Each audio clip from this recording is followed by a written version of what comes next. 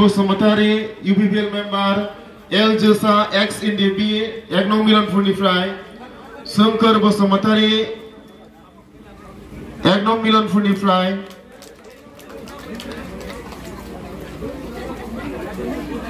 Mon Bahadur Mogor Kongresनिफ्राय Joy City गामिनिफ्राय Nobin Musahari Congress Joy City गामिनिफ्राय Bhoben Narzari BJP Horisinganiफ्राय Somar Singh Goyari UPPL member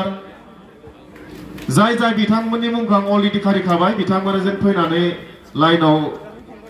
बराय जायो आरो माखासे दंबावो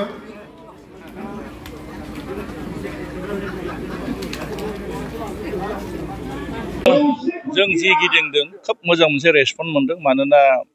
फैबाय थानाय सेप्तेम्बर मासाव जितु जानो गोनां बिसायख'थि बे बिसायख'थिखौ लानानै रायजो राजाया खोब मोनसे सांग्रां मानोना बिराद कनसियास मानोना सोरखौ सरकार लाबोनांगौ सोरनो बोहैबा लाब जागोन बेखौ जों जितु गिदिंनानै नुदों खोब मोनसे पजिटिभलि नुदों जाहाथे रायजो राजाफ्रा माने हाग्रामा महिलारि बिथांखौनो चिफ जाजानायखौ लुगैदों आरो फैबाय थानाय दिनाव बिपिएल सोरखार जागोनखौ जों रोखा नुदों मानोना जिबायदि थांदों जेरैबायदि मोनसे रायजो राजाफोरनि अनसायनाय मोनदों बेनो मोनसे रोखा जे जों फैबाय थानाय दिनाव बिपिएल सरखार जागोन आरो जिहेतु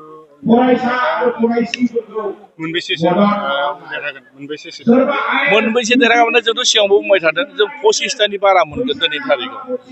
25तानि बारा मोनगोन जोंहा मोनसे दाखालि बावै गासै 22टा समस्तियाव 22 जन जितु केन्डिडेट डिक्लेयार होबाय बे 22 जननि गेजेराव जोङो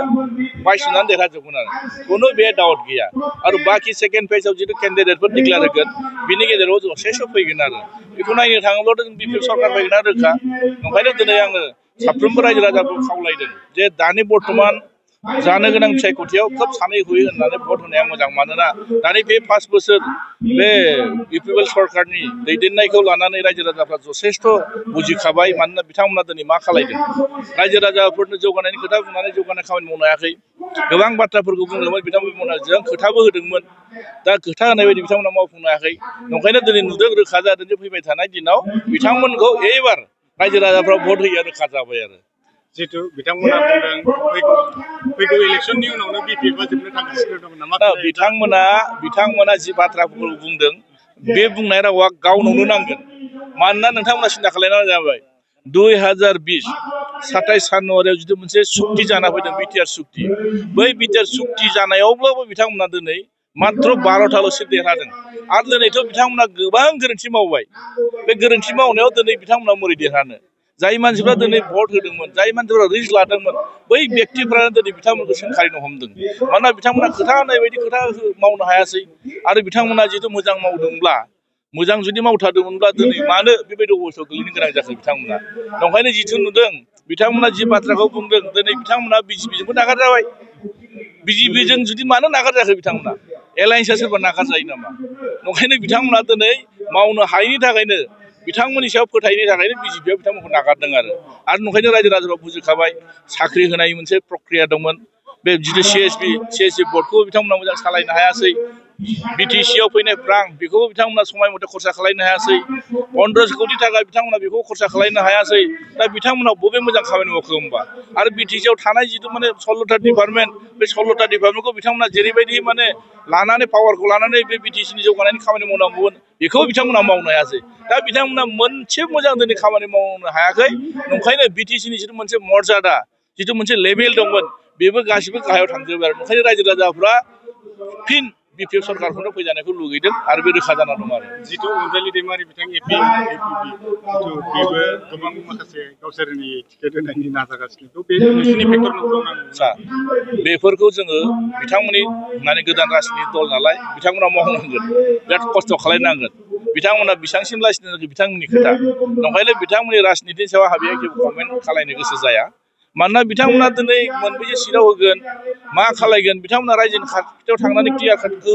खोथा होबासो रायजोफ्रा बुजिगोनलाय ना दा बिथांमोना दिनैसिमबो दासिमबो बिथांमोना बेसेबां गेलेगोन बेखौ बुङाखै ओंखायनो बिनि रिजाल्टखौ टाइमासो होगोन आरो सारा दहाय मोनसे खोथा बुंदोंमोन जितु बेयाव भटाराल' हाबदों हानि जेबो मेप खोन्थानो हाया दा बेवहाय एरिया माबा मोनसे गिनांगौ जागोन नामा उननि समाव नोंथांमोना सिन्था खालाय बिटिसि 6 सिरियेला मोनसे बाउन्डारि थाखायो मोनसे हानि एरिया थाखायो दिनै जों नुनो मोनदों आंथ' एसेम्ब्लिनि जुगिदि मोनथिनो लुबैदोंमोन मानोना आं सासे एमसिएलए हिसाबै आं सोंदों दिनैनि तारिखाव 60टा गामि जितु सोसनबाय 6 सिडिउलाव जुदि हाबबायब्ला बिटिसिआव हाबबायबा बेखौ दिनैसिमबो जिअग्राफिकेलि मेपिं खालायदोंना खालायाखै आरो जिअग्राफिकेलि मेपिं खालायदोंब्ला हानि संख्या बेसेबां हाबखो बिटिसिआव बे खोथाखौथ' सोंथारनांगोन ना दा बिथांमोना क्लियार बुंनो हायाखै दा क्लियार बुंनो हायाबा दिनै बिटिसिआव दिनैसिमबो बेसेबां हा सोसननो हाखो हायानो जुदि गैयाब्ला दिनै नोंहा मा दिनै बे बिटिआर जाबाय बा बिटि जाबाय होननानै जों बोरै गौरव खालायनो हानो दा नंखायनो दिनै बिथांमोना बेखौ रोखा खालायना होदों रायजो राजाफोरनो बेसेबां हा हाबमारखो बेसेबां गामि सोसनमारखो दिनै बेखौ बिथांमोना बुंनो हायाखै नंखायनो जों बुंदों फैबाय थानाय दिनाव जों बिएफएफआ जुदि फैयोब्ला जोंनाव बेसेबांसिम गामि सोसनदों आरो माखासे सोसननो गोनां जिथु गामिफोर दं बेखौ जों बाउन्डारिखौ थिग थाक खालायना लागोन आरो जों पलिटिकेल एरेन्जमेन्ट जिथु जादों 6 सिडिउला जुदि ट्राइबेलफोरनि थाखायबा 6 सिडिउला जुदि बे ओनसोलाव थानाय नन ट्राइबेलफोरनिफ्रायब्ला नन ट्राइबेलबो थागोन ट्राइबेलबो थागोन नङा होमबा गासै बे ओनसोलाव बर'ल' रायजो जाया बेहाय जोंना 6 सिडिउलबाबो बे बिटिसिआ 6 सिडिउल जानो हागौ बे बिटिसिआ जोंना बेहाय बिटिसिआव गोबां जाति गोबां हारि गोबां धोरोमनि मानसि दं अब्ला बिथांमोनाबो बेहाय थांना थानाय मोनसे राइट्स दङ आरो बिथांमोना पलिटिकेल अधिकार दं ओंखायनो जों बेखौ रायलायलायनायनि गेजेरजों बोरै बोयोब्ला बोरै थाङोब्ला जों बाउन्डारियाव सोसनजोबलायनानै बोरै जों मोनसे समस्या खालायनो हागोन बेयो जोंनि थांखि आरो नंखायनो बिथांमोना दिनै क्लियार नङा नंखायनो जोंनि बाथ्राखौ जों क्लियार बुंबाय थादों आरो बाखि थानाय बुस्थु समस्यायाव टिकेटनि बा केन्डिडेट फोसावनाय बे माला जाबावगोन बे टिकेट आरो माने होनाय आरो केन्डिडेट डिक्लेयार खालायनाया जोंहा मोनसे पिएमबि कमिटि दं पिएमबि कमिटिया नायबिजिरबाय थादों अलरेडि फाइनाल नोंथां खम समनि गेजेरावनो बेखौ जों डिक्लेयार खालायगोन होननानै जों मिथिदों ओंखायनो खोब सम्भब बे मासावनो बे टिकेटआ डिक्लेयार होनाया जागोन आरो जिथु बिटिआर गोजोन गोरोबथा जाखांनायनि उनाव जिथु बिकेडब्लिउसि मोनसे काउन्सिल सोरजिबावदों आरो बेयाव माखासे गामि सोसननाय बा दाजाबनाय दानख'नाय खालामनायनि जाहोनाव दाख्लै थांनाय सिमेन्साफोराव धरना सोलिदों बेनि सायाव दुखुनांथावना बाथ्रा मानोना दिनै सुक्ति खालायखांनायनि उनावबो जिथु माने बर' कसारि वेलफेयार मोनसे अट'नमास मोनसे काउन्सिल जिथु जोंनो होबाय जाय गामिफोरा दिनै बर'फोरजों बे बिटिसिजों नांजाबनाय कन्टिगुवास एरिया नङा बै एरियाफोरखौ मोनसे पलिटिकेल एरेन्जमेन्ट